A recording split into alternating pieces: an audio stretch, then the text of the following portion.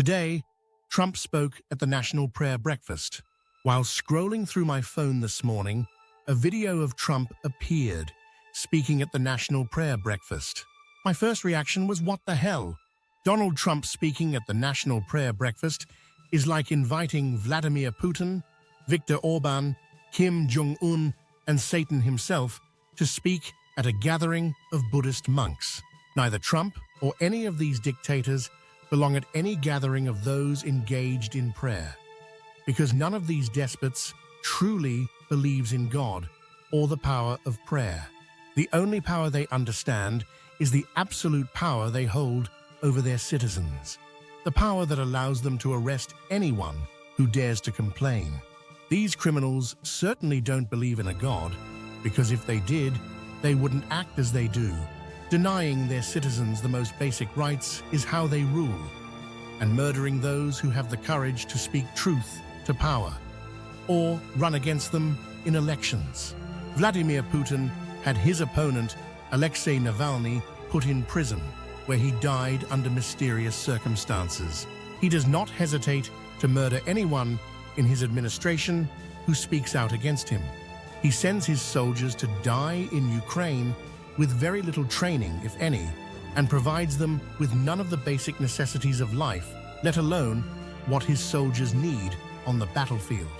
Does anyone doubt that Trump is made of the same cloth as these men who rule by fear and reprisals for the slightest infraction? Trump sent a totally innocent man, Kilmar Abrego Garcia, to El Salvador. And when the Supreme Court told him to have this man returned to the United States, Trump says he will not. Homeland Security's Kristi Noem and Tom Homan, the so-called border czar, sent two siblings, one of which is a 4-year-old boy, suffering from stage 4 cancer, without access to the medicine he so badly needs. Talk about depravity. The Marquis de Sade had nothing on these two sadists. Their actions alone are sufficient evidence of crimes against humanity, and they should be facing charges at The Hague. To my knowledge, no one in Trump's gang of liars and thugs can tell us how many innocents they've deported, because accountability isn't part of their plan. And now Trump isn't talking about deporting American citizens to El Salvador. He's talking about deporting more American citizens, because his hatred, his lust for revenge, is never satiated. So this is the man who talked about grabbing a woman by her privates because could. This is the man who was adjudicated guilty of the rape of E. Jean Carroll and then lying about it. This is the man who seems to fantasize about having carnal relations with his daughter. This is the man who hung out with and admired Jeffrey Epstein, the child sex offender. This is the man who pardoned the January 6 insurrectionists because he no doubt believes he may need them to complete his becoming the United States' first dictator. This is the man who only won his first election with the help of Putin, and only won his second term in office because Elon Musk bought it for him. And he's already talking about his third term. This is the man who has caused the deaths of so many around the world by killing the agency that provided them with the food and other relief they so badly needed to stay alive.